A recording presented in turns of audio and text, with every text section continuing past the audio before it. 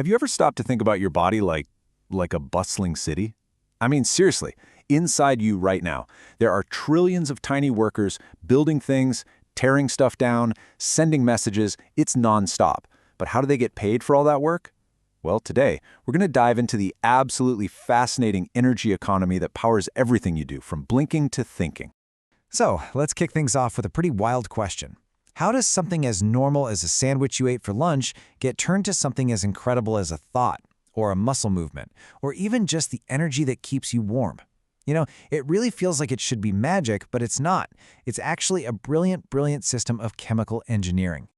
To really wrap our heads around this, we need to put on our economist hats, but for the cellular world.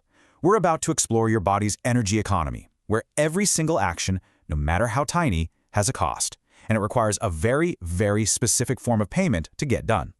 Now, the official fancy name for this whole field is bioenergetics. And yeah, it sounds super complicated, I get it. But really, it's just the study of how energy flows through living things. It's the economics that explain how you can take the fuel from your food and convert it into raw power for literally everything your body does. What's so cool about this is that unlike a car engine that, burns gas to create a bunch of heat and then motion, our bodies are what's called isothermic. They stay at a pretty constant temperature. We don't run on heat energy. No way. We run on a much more elegant and, frankly, a much more efficient system. Pure chemical energy. All right, so every economy has rules, right? And the one inside your cells is no different. At its very core, there's this one huge problem to solve. Some jobs in the cell actually give off energy for free, while some of the most important jobs, the big construction projects, actually cost a ton of energy. And life's biggest challenge is figuring out how to balance that budget. First up, we've got what you can think of as the profitable jobs in our little cellular city. Scientists call these exergonic reactions. These things just happen spontaneously, kind of like a ball rolling downhill. You don't have to push it, it just goes. And as it goes, it releases a bunch of useful energy. These are basically the power plants of the cell. But on the flip side, a lot of the most vital tasks, I'm talking about building proteins, firing off nerve signals, the important stuff, those are endergonic. These are the costly jobs. They will not happen on their own. They need an energy investment to get going. Think of it like building a skyscraper. It's absolutely essential, but man, it costs a ton of energy to build it up brick by brick. So here you can really see the two sides of our metabolic coin. On one side, you have those exergonic, downhill reactions that release energy by breaking stuff down. That process is called catabolism. And on the other side, you've got the endergonic, uphill reactions that eat up energy to build new things. And that's called anabolism. Your body is just in this constant, incredible cycle of demolition and construction. Okay, so this brings us to the million-dollar question. If all the most important building projects in our body are uphill and super expensive, energetically speaking, how does the cell actually pay for them, right? You can't just hope they get done. There has to be a system in place. Well, the first and most obvious solution is something called coupling. The idea is actually pretty simple. You just take the energy that's released from one of those profitable downhill reactions and you use it immediately to power a costly uphill one. It's kind of like using a spinning water wheel to directly grind some grain. It works, but it's a bit like a barter system. It's very direct and not very flexible. And let's be honest, direct bartering is pretty inefficient. What if your power source is way over here, but your construction project is on the other side of the cell? Nature's solution was just so much more clever.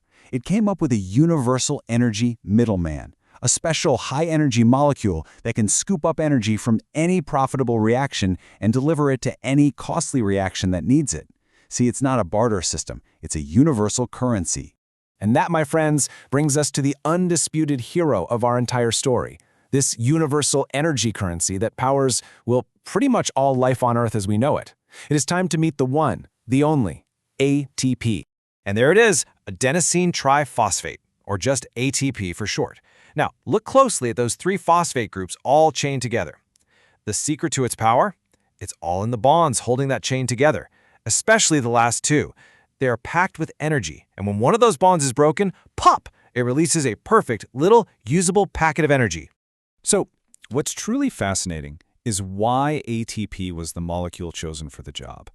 I mean, if you look at this chart, you'll see there are molecules with way more energy, like phosphoenol pyruvate up top, and there are molecules with less.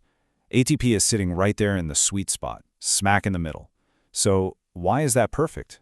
Because it makes it the perfect middleman. It's kind of the Goldilocks of energy molecules. Its energy level is high enough to power most of the jobs the cell needs to do, but it's not so high that it's a huge pain to make in the first place. This means it can easily accept energy from the really high-power reactions and then turn around and donate it to the lower energy ones. It's not a disposable battery. It's the ultimate rechargeable battery. So if ATP is a rechargeable battery, how exactly does the cell keep charging and discharging it 24/7 to keep the entire city running? Well, that brings us to the beautiful, elegant ATP earning and spending cycle. The cycle itself is wonderfully simple when you break it down. First, in step 1, spending, ATP spends its energy by popping off its third phosphate group. It then becomes ADP, that's adenosine diphosphate. Then, in step 2, earning. The energy we get from breaking down our food is used to stick a phosphate right back onto that ADP.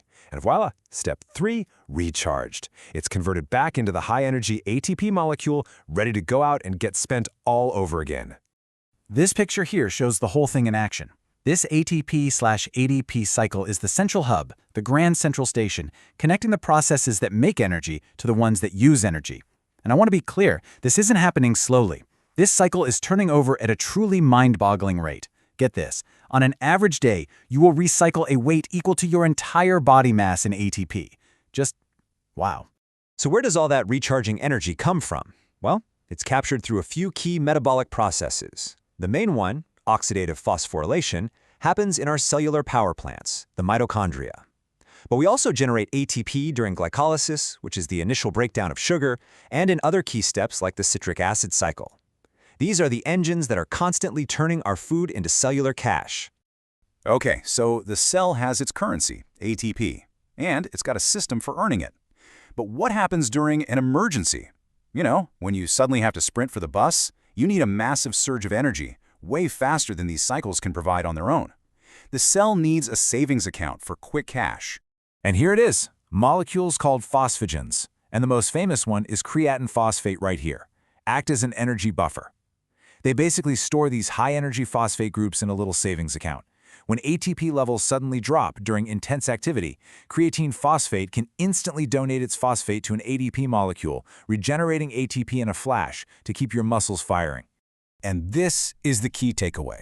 This brilliant management system, you've got the constant ATP cycle plus this creatine phosphate savings account. It all ensures that the cell's energy supply stays remarkably stable, even when you're pushing it to the absolute limit. It prevents an energy crisis. It keeps the lights on in the cellular city, preventing a blackout. So, there you have it.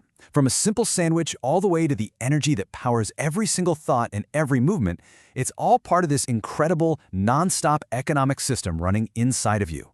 Your cellular economy is running on a budget of trillions upon trillions of ATP molecules every single day. So the only question left is, what are you fueling it with?